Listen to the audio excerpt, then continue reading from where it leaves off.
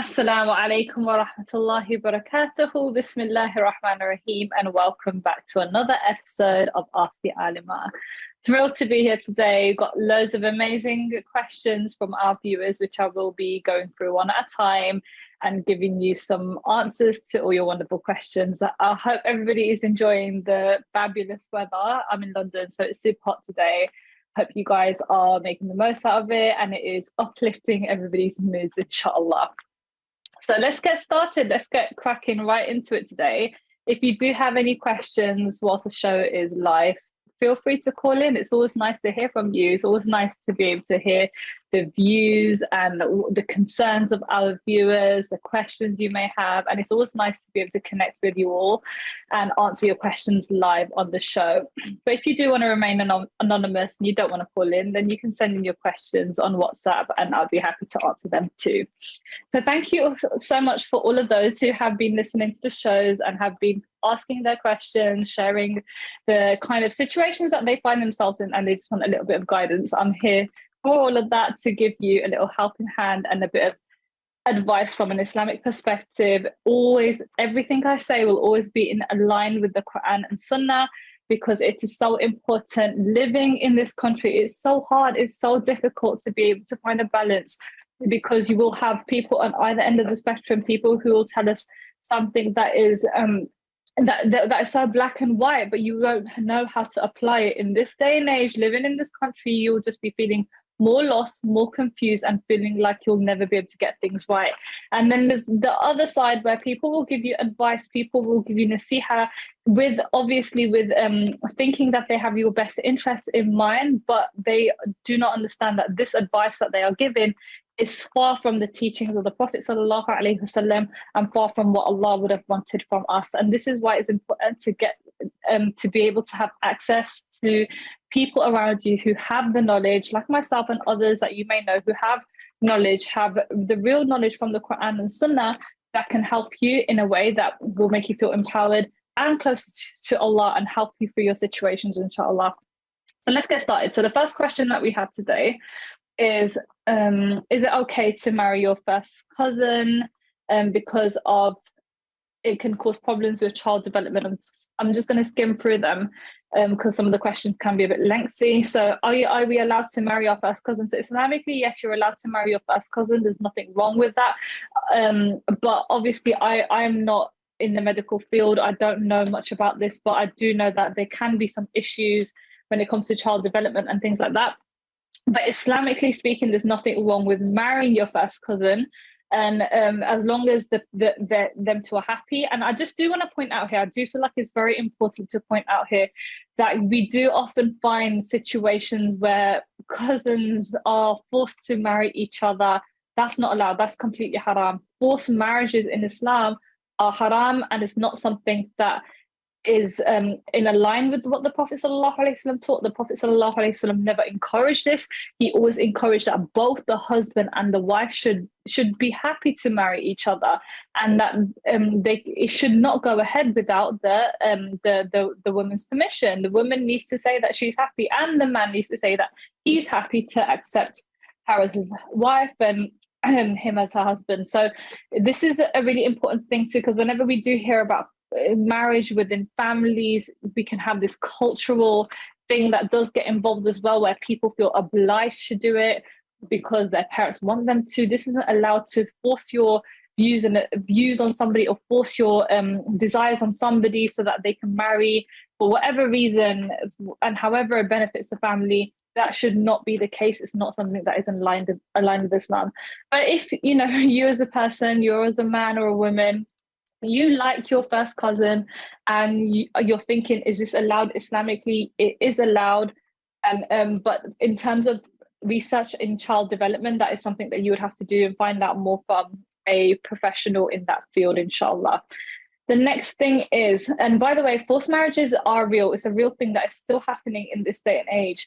People can sugarcoat it and say, oh yeah, but she was happy. But the thing is, we didn't force her, we didn't abuse her, we didn't physically make her marry the person. but there's such things as emotional blackmail as well, which can be overlooked as emotionally blackmailing somebody, saying that, oh, this is what I've done for you growing up. I was, as like, parents can say this happens, like, I've done so much for you growing up, this is what you can do to repay us back. This is emotional blackmail. You need to find out if this person is genuinely happy, and if they are, then alhamdulillah, that's great. If not, then this is a marriage that should be stopped. Or if you know this happening, you should be giving advice and nasiha to those around you, especially people who are involved in this.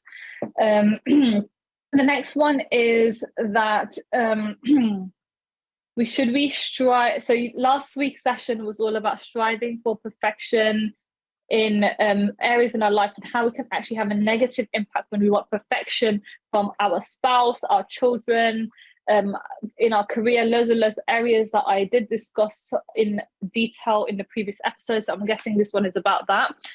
Yes, a husband and wife can be beautiful in Islam with good respect and genuine love for each other. Is it good to strive to be perfect and be a perfectionist? Okay, the thing is, what we need to understand about being perfect is that there's no such thing. No one can attain perfection. There's no such thing. You as a human, you're bound to make mistakes. So when you're trying to be perfect and nothing less than that, and you won't accept anything less than that, then you can be doing a lot of damage for yourself as well, because you will constantly be in that mindset of, I'm always going to be disappointed with myself because I'm never enough, or my partner is never enough.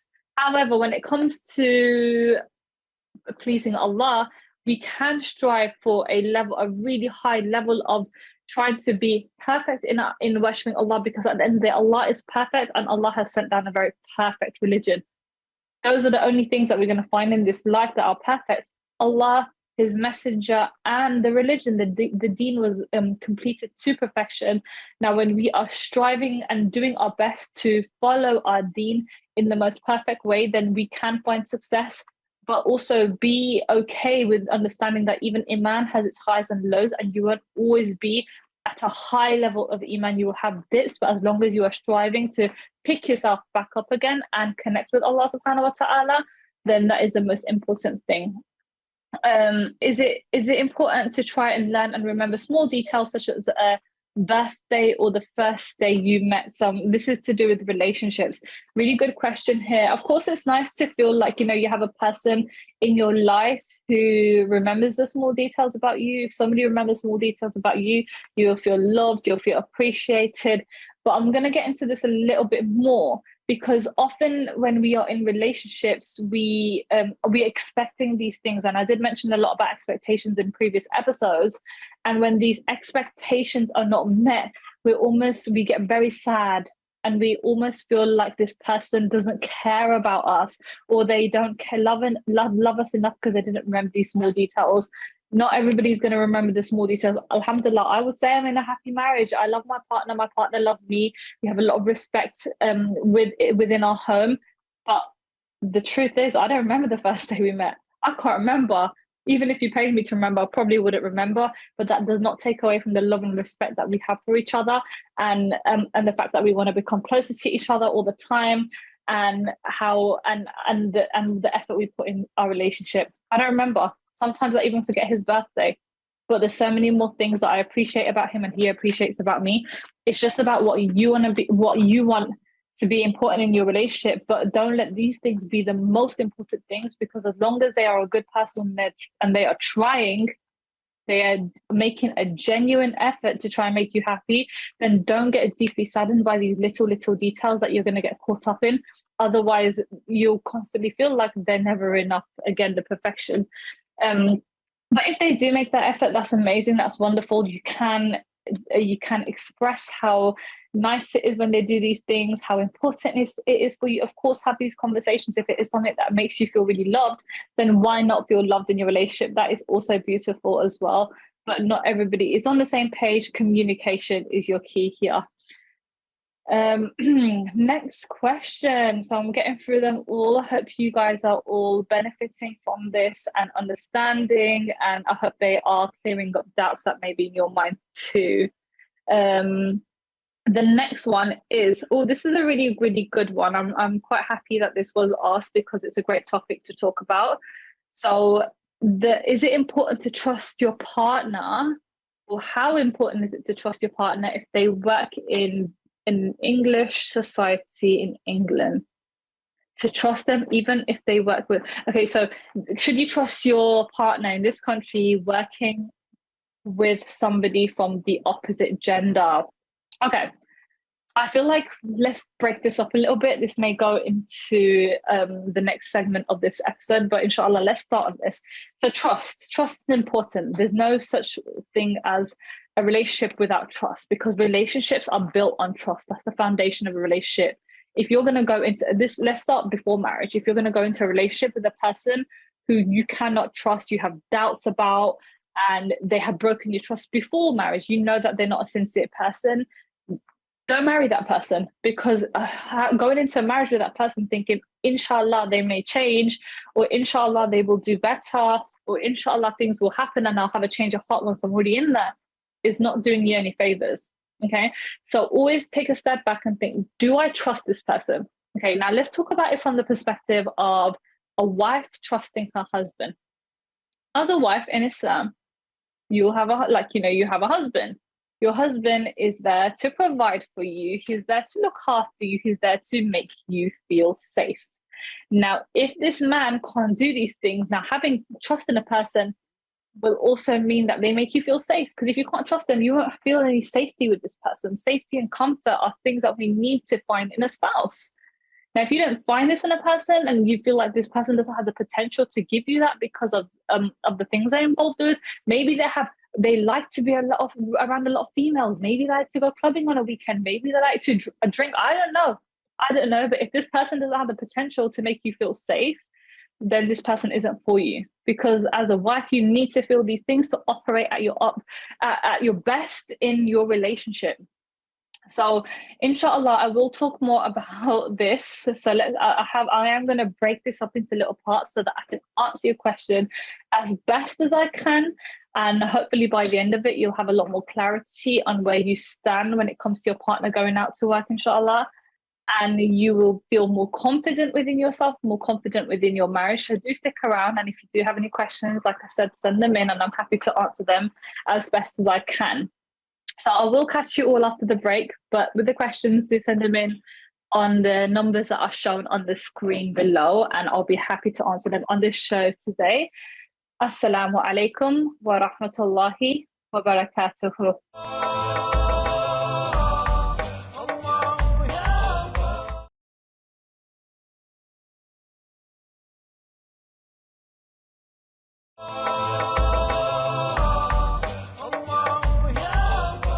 Assalamu alaikum wa rahmatullahi wa barakatuhu, and welcome back. So we're talking about trust in a relationship, and I just mentioned that the foundation of any healthy marriage is trust being one of them. Before even love, to be honest, because loving somebody that you can't trust can get you into a bit of a sticky situation, and this love can be a little bit toxic as well. So trust and love and intimacy all sort of come hand in hand. So if you can't trust this person, you feel like this person has no hope of being a trustworthy person in your marriage, stay away from them. Because for women, feeling safe, feeling like this man you can trust him to go out, provide for you without being unfaithful is very important.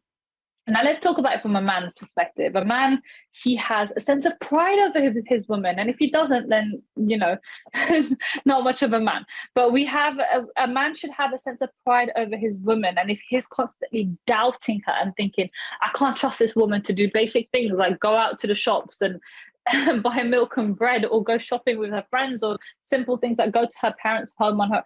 These things, if you can't trust her and you're constantly doubting her, then this isn't a healthy relationship. There needs to be trust. And if you have no reason to doubt somebody, then don't doubt them. If you are going to be a person who's doubting somebody, not being able to trust somebody over small matters for no reason, and shaitan is feeding you ideas, then this is something that you may need to look in within yourself and get some sort of external help. But in this day and age, I'm not going to lie, there is so much fitna in the world, especially in this country where we're not living in a Muslim country. There's so much fitna There, even in the Muslim countries, actually, to be honest, there's so much fitna everywhere around the world.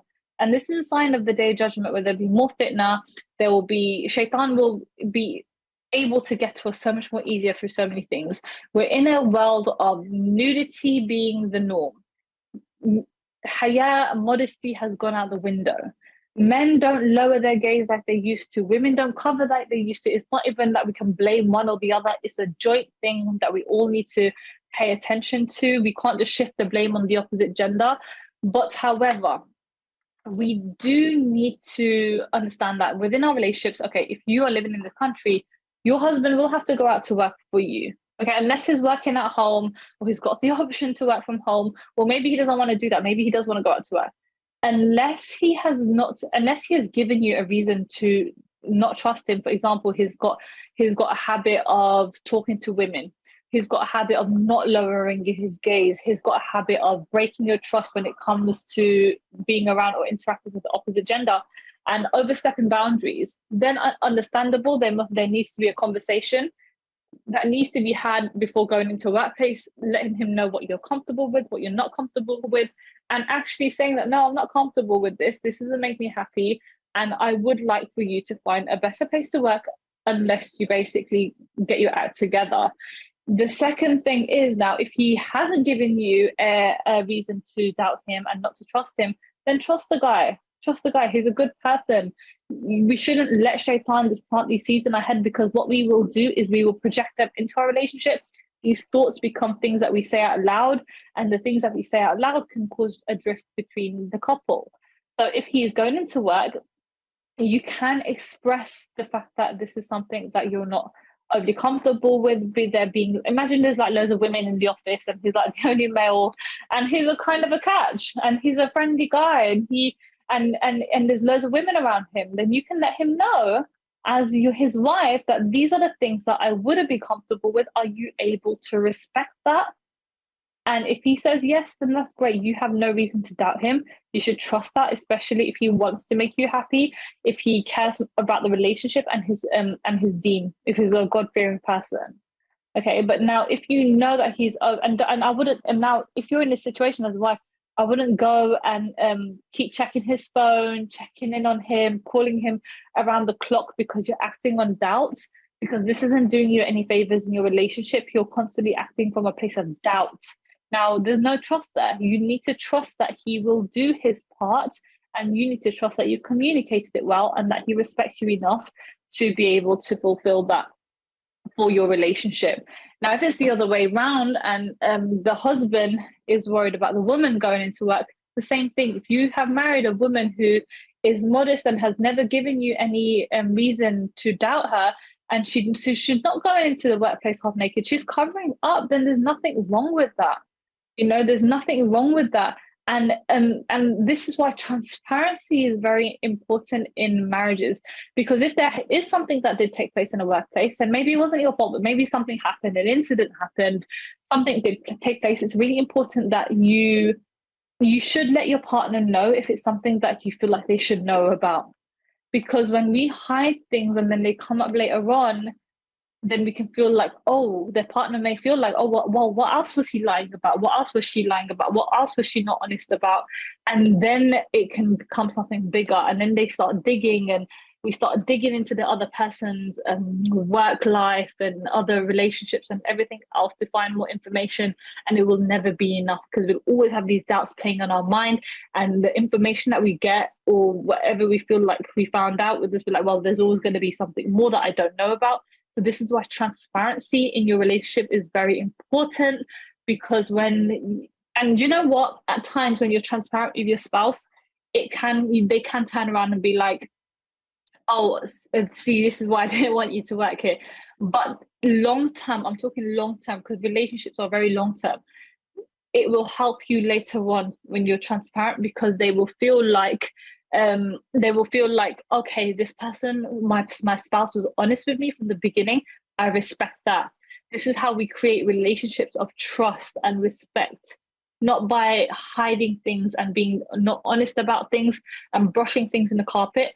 But also, if you are the type of person that is doubting your partner a lot for no reason, then I would say stop. It's not doing you any favors. You need to set your own boundaries there. I'm not going to be checking his or her phone. I'm not going to be calling his or her workplace all the time to check in on them. I'm not going to do sneaky visits to their car park at the workplace to see if his car's there. It's not going to be a healthy dynamic for the both of you. Okay, inshallah, let's get to the next question. I hope that answered that well enough for you. Let's see. Okay, what are ways to keep your libido down? It can become a problem if it starts getting in the way of daily functioning. Hormones and testosterone are two reasons. It can be a little embarrassing for the person who perhaps doesn't want this too much. Okay, good question. Having a high sex drive or a libido that is a high libido is nothing to be ashamed of. We often feel like these are matters to be ashamed of, but having desire is nothing to be ashamed of. It's not haram to feel this way. So let me just address that first. I know it can feel shameful when you want something and another person isn't on that same level, because it's mismatched sexual desire. You may feel like, and in different stages of your life as well, it can be mismatched. Give an example, very, very common one, very normal one is a woman, if she's pregnant or she's breastfeeding, she may not be in the mood, or her sex drive may be really low. And that's why she may not be in the mood all the time. And her husband, he may be in the mood. He may have a high sex drive, but this comes from, I've given you this example with the woman having a low sex drive and the man having a high sex drive. And there needs to be communication, understanding. And it's not just a, no, I will not sleep with you. From the woman's side, she can't just be like turning him down, rejecting him. She does her part. She tries her best. She understands what can help get her in the mood and what can help to, make her feel good. And maybe that is by turning around and saying to your partner, if you give me a hand with the children and I have some more time to take care of myself, then I'll feel more relaxed and I'll be in the mood to enjoy being intimate with you. But obviously, he needs to be very understanding as well. This woman's just had a baby, or she is breastfeeding. Her hormones are going to be all over the place, and I will have to be more gentle. I will have to be more understanding and more compassionate when I approach her. But what we don't want is to be in this situation in our marriage where we're like, no, we're not going there. Because at the end of the day, sexual intimacy is very, very important in a marriage. But let's talk about the other way around, because this is real as well. We have a lot of women with a higher sex drive than their partner, and this could be for many reasons. Maybe he just naturally doesn't have a high sex drive. Maybe he's not taking care of his physical, mental health well enough. Maybe he doesn't exercise, or he's under a lot of pressure, a lot of stress that is affecting him, and it's just not something that he can concentrate on being intimate with his wife. He needs to take responsibility for his part. He does. And as a wife, you can say, I have desires and it's something that I have and I'm not ashamed of it, and I'm doing my part, my best to be able to control that. But as my husband, this is something that I can only get from you. So I would like to know that you are trying your best to manage your workload, manage your stress, manage your pressure, getting some exercise and taking care of yourself so that I can enjoy you in a halal way. A mismatched desire at certain areas or certain times in your life is normal. How to control it? Because the question was about controlling it. How to control it? Now, there's a great thing. Like, we don't, just because we have a sexual desire, it doesn't mean we have to act on it, because that's where people go down the road of masturbation, doing haram. Then what we can do is we can use that sexual energy that we have to perform other tasks, which people don't really talk about so much, because people don't really have this knowledge. But we can use it, exercise, use that energy that we have, that desire that we have building up. And when we know that it's building up, use that energy to literally put into other tasks, whether it's creative tasks, whether it's exercise, going to the gym, going for a walk, but whatever it is, that's where your focus needs to go at that time, instead of thinking that you need to act on it in a haram way or feel frustrated, because there can be a lot of frustration, resentment that can build up as well, which isn't healthy for so many marriages, for so many couples. And even as individuals, you may not be married, but you may have a high sex drive and you're not able to fulfill that in a halal way just yet. So use this sexual transmutation look into it a little bit more. It's something that you may need to get the hang of, but inshallah, hopefully with more awareness around these topics, we can have access to more knowledge and understand ways in which we can control ourselves and keep ourselves pure for the sake of Allah in a halal way. So we do have more questions, which I will be getting through after the break. We have more questions for more viewers, so thank you so much, Jazakallah khair, for sending your questions. It's always so good. Like I said before, it's always so good to hear from you, answer your questions, and just understand what your concerns are so that we can address them in the best way possible. So after this, we were talking about emotional disassociation with family, and I can't wait to answer that for you. I will be answering that after the break, but do keep in mind, everything that you do ask is anonymous. Your names don't come up here. We don't know who is sending in the questions, which is great. Assalamu alaikum wa rahmatullahi wa barakatuhu.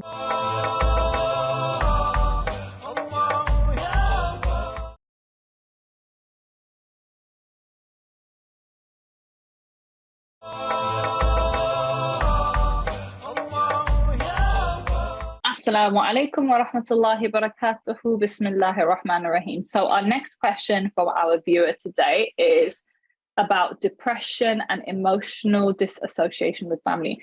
Let me just talk about the depression part first, because part of depression, and by the way, when I discuss depression and anxiety and any of these very, very real, important things that take place in people's lives, things that people are going through, it's real. We don't see it, but it has a huge impact on the lives of our loved ones. If you know somebody or you yourself do need help, then please do get some support. There will, if you go onto our website, British Muslim TV, then you will find a page where you can get support. Inshallah, is on the screen, so you can go check that out. BritishMuslim.tv/support. So do have a look at that, inshallah, so you can get the appropriate help that you need.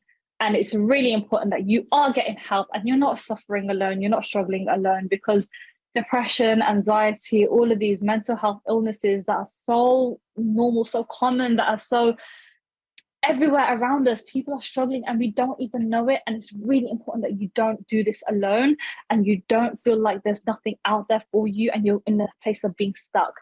Okay, so if you are feeling like you are disconnected from your family because of what you're going through, open up with a loved one, somebody that you can trust. It doesn't mean that you need to sit the whole family down and have a conversation with them. I'm going to give you a little few practical tips as well, because I work as a coach and I do want to just put these things out there so that you can start making a step forward in the right direction for yourself, because your loved ones don't want to see you suffer. Your loved ones probably miss you. They probably miss having conversations with you. You miss you being your old chappy self, whatever that looked like, however you were before you're struggling with this, because it's not easy. And I know that it can feel like everything is really overwhelming and there's no way out of it. But understanding where you are in your mental health journey. So if you are going through depression right now, it may be that you are severely depressed, or you are depressed and you're getting better. So understanding on a scale of 1 to 10, where are you at? 1 being at your lowest and 10 being at, I'm okay and I'm getting through this. So think about where you're at in the week. And this may feel very daunting for you right now as well if you're listening to this, but understand where you're at. So if that is, let's say, a 1 being that you don't get out of your bed, you don't have time to do simple day-to-day tasks, you don't have the energy to do simple day-to-day tasks because depression can suck it out of you, and you're not able to face anyone going to work, and that's where 1 is at, and you're crying all day, whatever that looks like for you. And think about where you'd like to be for you to be in a better place. So be realistic. There's no point saying that I'm at a 1 right now and I want to be at a 10 by the end of the week. Instead, think of it like this. I'm at a 1 right now, but I want to be at a 3 for me to feel like, I'm doing better. So a 3 could possibly mean, and what does 3 mean for you? What does getting better mean for you? Instead of saying, I'm getting better, what does that mean? So 2 may be that you're able to get out of bed that day and do your bed. That's something that you should be proud of, because that is you getting better. Acknowledge that you have done well and you have done something, you have made a positive step in the right direction, and it won't always just be going forward. you will have days where you take a step back as well, and that is okay.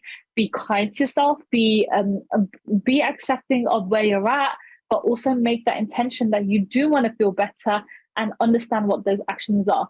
So let's get into this a little bit more. Let's say 2 was you getting out of bed one day and being able to do your bed. That's a huge thing. Imagine number 3 was that you were able to whatever it is for you. Your journey may be different. Your numbers may be different. The actions may be different. But if number 3 was that you were able to go for a shower and brush your teeth, amazing. If that made you feel better.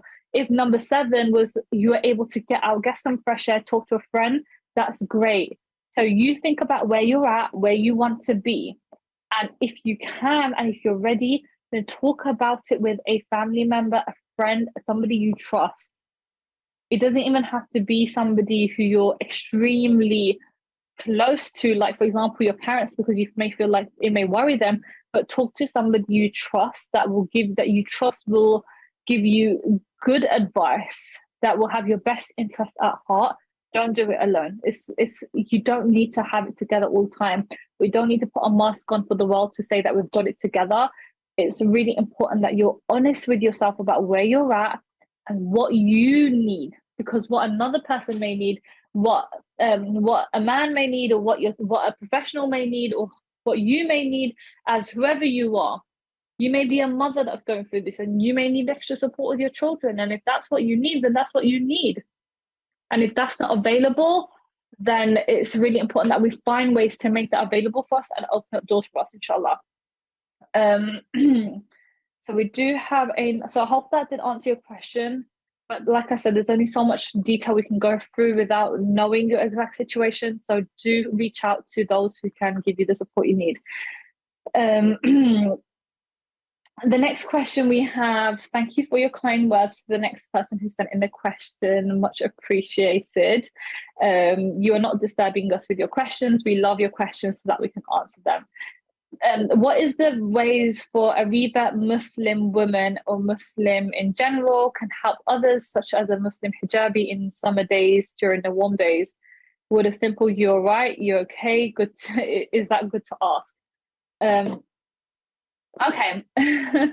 You know, the hijabis in this country, I think we're fine. We're absolutely fine, and it is nice for somebody to acknowledge that we are making that extra effort to cover up, even though it's hot. So I would say ensure that it's coming from a place of acknowledging that they're doing well. If you want to celebrate them, good on you. That's really lovely. That's really nice. As you say, it's important to have a good Muslim community and live together in peace and harmony. You know what? Even if you saw a Muslim hijabi wearing her hijab in a hot summer's day, you want to give her a bottle of water and say, well done for keeping your hijab on. Have a cold bottle of water. Fantastic. I don't know how it's going to go down really, but you know what? Kindness can go a long way. And but honestly, I think most of us, we do it for the sake of Allah, and we know that our reward lies with Allah alone. So that is great. That's actually a funny question, but it's a really important one, and it's a really nice one to ask. So thank you so much for bringing in your questions today. And you know what? If you are a revert and you're wearing hijab in this heat and it's not something you're used to, then hats off to you, because it's not easy. Like, I'm sweating here. I don't know if you can tell, but I am sweating here. I don't want to put the fan on because it may disturb the show. But alhamdulillah, we know that Allah is going to be the one to reward us for the sacrifice. It is difficult. It does get tough, but we know that Allah sees it all. Allah feels it all. Allah knows exactly what we're going through. And the next question that we have, so I do have a couple more questions that I'm going to try to get through as quickly as I can. Apologies, do give me a moment. Okay. So the next question that we have is using birth control haram? So okay, let's talk about birth control. I don't think we've actually discussed this on an episode before, so it is a great one. Thank you so much for asking about birth control, because it's important to have this information, especially if you are married and you don't want children right now. For whatever reason that may be for you, that's totally okay. You don't need to be popping out babies every 5 seconds unless you want to. So if using birth control is not haram to prevent yourself from getting pregnant, there's nothing wrong with that. For example, like condoms, the coil, there's so many other things. Actually, I do apologize. I know there's a long list of them, but it's best to ask somebody who's a health professional in understanding what different ones are. But there's nothing wrong with that to prevent a pregnancy, because at the end of the day, Allah's the best of planners. But you need to do your part. If you don't want a child right now, or if you imagine you have children already and you're done with having children, that's totally okay. There's nothing wrong with that. And you can use birth control, and there's no sin in that at all. Some people believe that, we shouldn't use birth control because it's messing with what Allah wants for us. If Allah wanted it to happen, there's nothing that can stop that from happening. A rubber condom is not going to stop Allah's will from taking place. That's my 2 pence on that. And we need to do our part. It's like saying that I'm going to stay outside and if Allah's plan is that I get shelter today, then that kind of mentality, it can be quite damaging. Allah will plan, and part of Allah's plan is that if you don't want more children and you take action for that, then that's totally okay. The next thing is other types of birth control. For example, you can't do something that is going to be irreversible. For example, getting a vasectomy or other forms of permanent birth control, because at the end of the day, you should imagine if your partner or yourself, you want to have a child later on. I know there's things that you can do to reverse these things, like, subhanAllah, things have gone a long way, but we shouldn't do things that are irreversible. Now, the last thing I did want to say on the birth control topic is that, what was it? I lost my train of thought there. The last thing I wanted to say on the topic of birth control, yes, abortions. Let's talk abortions, because if abortions are haram, but imagine for some reason you did have to get an abortion. Imagine you couldn't have another child. It was life-threatening for you. It was going to cause you some serious illness. Then it is allowed. Or imagine if somebody was raped, or these so many situations or different scenarios that you can be put in. And in that case, yes, it would be allowed. However, it's really important that we understand that it has to be done before the fetus at the 4 months mark, because after 4 months, that is when the ruh, the soul, is then infused into the fetus, and this fetus is now a baby. It has life inside it, as in it's got a soul. So this is really important information to have. It's really important to know, so that we can give other people the correct advice as well, because we see so many people who are like, no, you cannot get an abortion, and something terrible has happened to them, or they are really struggling with their health.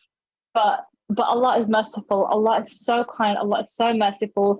But again, please do check in your personal situation with somebody of knowledge. Maybe a mufti, maybe an alim, maybe an alima, somebody who understands your personal situation and can advise you in the best way possible, because these matters are very serious and we do need the correct guidance with them, inshallah.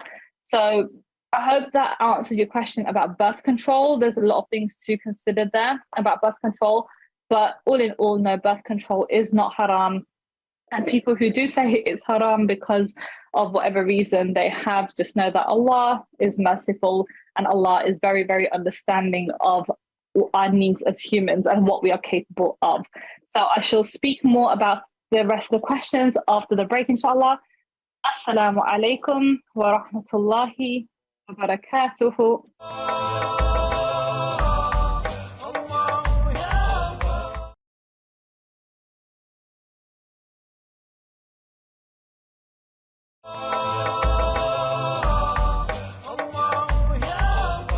Assalamu alaikum wa rahmatullahi wa barakatuhu. Welcome back. Bismillahir Rahmanir Rahim.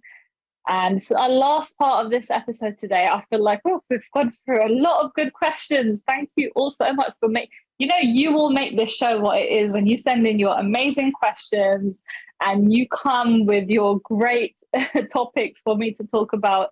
It really does keep the show going. So thank you all. A big jazakallahu khairan for all your amazing questions, because we know what we need to discuss, but until you tell us what it is that's going on in your mind. Like we have the knowledge, but we need to know the best way to help you. And you sending in your questions really does that for us, inshallah. So if you are benefiting from today's show, make sure you do give us a like, comment on our Facebook page, our social media pages, share it with your family and friends, give sadaqah on your knowledge. And I'll keep saying this every episode, but if you learn something, you're benefiting from it, give sadaqah on that by sharing it with others so that they can also benefit. Don't be stingy with your knowledge, and share it with others, inshallah. Okay. Last question that I probably will be answering today, because it is a bit of a deep one, that does come up. Maybe we may have time to answer another one, I'm not sure. But this one is something that does come up for many people who are looking to get married.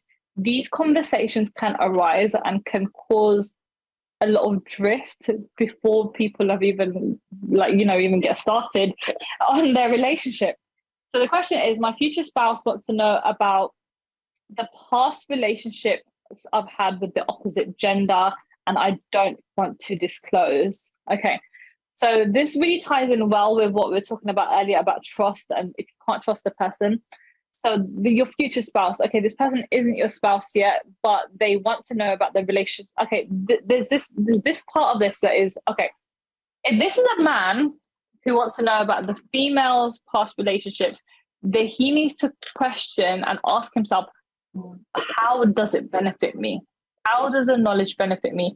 If it's because you need to know and you want to know what kind of woman you're going to be marrying and you feel like it will affect your future, then okay, that's understandable. But if it's actually got nothing to do with you right now, she's a good person, she is a modest woman, she's not doing anything haram, and I would really suggest let it go, because people change over time. People weren't always perfect. People aren't going to be perfect. People will never be perfect. People have a past. People do have a past. And if you are going to maybe this person has asked for forgiveness from Allah subhanahu wa ta'ala, Allah's forgiven them, and now we're digging up the past and to say, this is why I can't be with you, or this is why I'm changing my mind about you. Because at the end of the day, people aren't perfect. People are far from that. But the journey that they're on is very important. And if right now where they are at in their journey is, and you see this person and you see them as a good person, a potential spouse for you, I wouldn't go into asking the questions of what is your past relationships like with other people of the opposite gender, because you're it's not fair. You're sort of saying that, expose yourself, give me the dirt on yourself.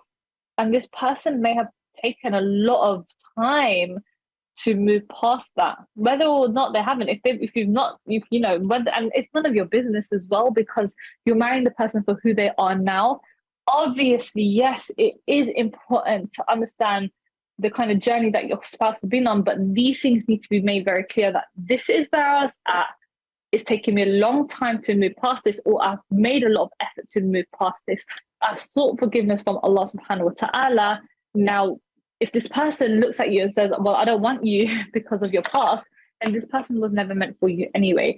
But rather, if you're going to have a person who celebrates your journey and embraces where you're at currently, and will celebrate you for that, and is grateful that you're open and honest, and this person is a keeper. Because what you don't want is for somebody to hold things against you and will be doubting you and saying that you were like this once and you will never change. I really don't like that. That whole idea that people have, that people will never change.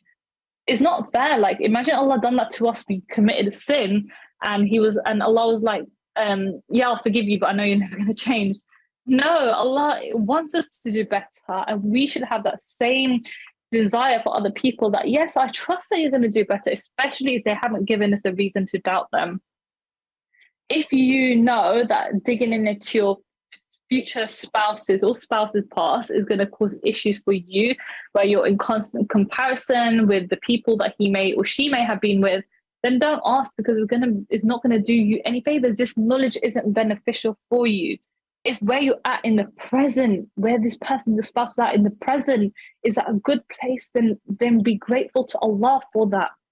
because it's so hard to come across people that are willing to save themselves and stay halal for the sake of Allah. And when you do find somebody for that, then it is so important that you hold on to them. Okay, so the next one is, oh, we do have time for more questions, alhamdulillah. Okay, the next one is about, well, it's not really a question, it's just about men wanting wives to be pure. Okay, so this one is an important one. Yeah, it does happen.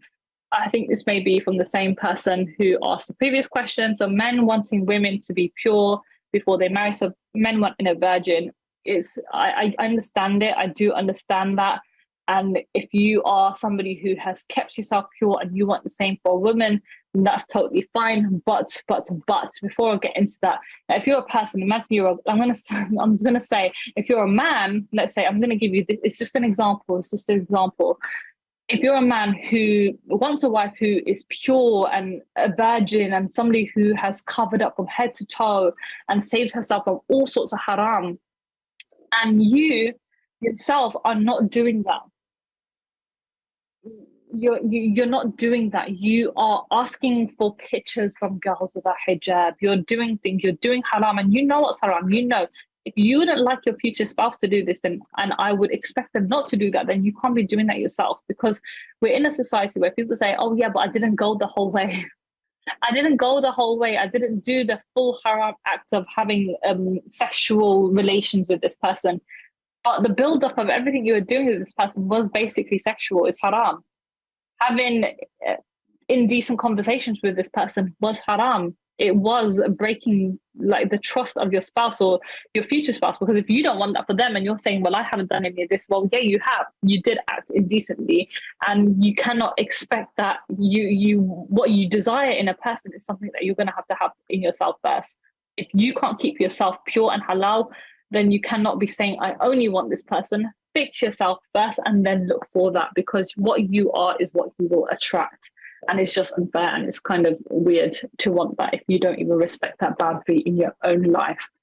We do have more questions, but I'm probably going to answer them in our next episode, inshallah. So the rest of the questions that we have, I'm just going to quickly go through the short ones, but the rest of the questions that you do have, I will answer them in the next episode that we do have, inshallah. The next one we have is holding on to good people in your life. This is a good one. So I'm just going to quickly summarize it. If you're holding on to good people in your life, but you're constantly forgiving them and they are messing up, overstepping your boundaries, then should you forgive them? There's a difference. If they're doing something, for example, you have a partner who's always cheating on you and you're always forgiving them, you're setting the standard of how you want to be treated. They will know that this person will forgive me for everything I do, so I'll just continue anyway. You need to set a standard and you need to be firm in what you want from your marriage. This is what I want. This is what I will stand for. This is what I won't stand for. Now, it's up to the other person. If they're going to respect the marriage, then they will try their best. I'm not saying we're not going to allow room for hiccups, but they're trying their best to do the best that they can. And before I get into this deeper, I wanted to say that there's a difference between letting things slide that aren't very irrelevant, that, okay, he forgot to take the bins out, she forgot to do the dishes. Let them slide. There's no point holding on to these little things that do not matter in the long run. But the big things that really do have an impact on, your marriage, and will really get you questioning who you're with long term, and these are the things that you need to say, that I won't be treated like this. This is not what I will stand for. Forgiving is great, but remember, Allah and the Messenger have taught us to forgive, but also understanding who you are and what your standards are. It's not about letting people take advantage of you, because Allah doesn't want that for you either. Allah doesn't want you to be the person who forgives. And yes, forgive, but also set a standard. Set a standard. I won't be treated like this. This is what I won't be doing. So, because otherwise, if you're just like, yeah, I forgive you, move past this, move past everything in the marriage that can be a deal breaker, then this is something that we're just teaching the other person how we don't mind being treated. Because forgiveness and getting taken advantage of are two different things. And we need to understand what is forgiveness and what is somebody really, really taking you for a ride and abusing who you are as a person, abusing your niceness, your kindness. And on that note, before we do end off, the Prophet ﷺ did advise that everybody does sleep with a clean heart and gets rid of any sort of ill feelings towards others before they do sleep if they can. And as well, you do this, it's good for you on the small matters, but obviously the big matters, if it's not something you can just brush under the carpet, if you don't want to brush things under the carpet, this is your marriage and you want to create a solid foundation, then it's important that you do address these things in the best way. And hopefully, inshallah, with time, we can discuss these matters further and talk about the best ways to address these concerns in your home, because at the end of the day, they're real concerns. They're things that are happening left, right, and center. And when people don't know the best way to go about it, and they can either be far too forgiving or far too like, I'm just going to walk away and this will never be something that we can work through, then having that all or nothing mentality can be very dangerous as well. Marriage does have hiccups. Marriages do have things that will come as a shock to you as well. And it's like, are you willing to work through these things? If you are willing to work through these things, then inshallah, on later episodes, we can discuss all of that. Like I said, I will answer the rest of your questions in the later episodes. It's been fantastic hearing from you all. It's been absolutely amazing. And I cannot wait to get back to the rest of them very, very soon. Inshallah. Assalamu alaikum wa rahmatullahi wa barakatuhu. Allah, ya Allah.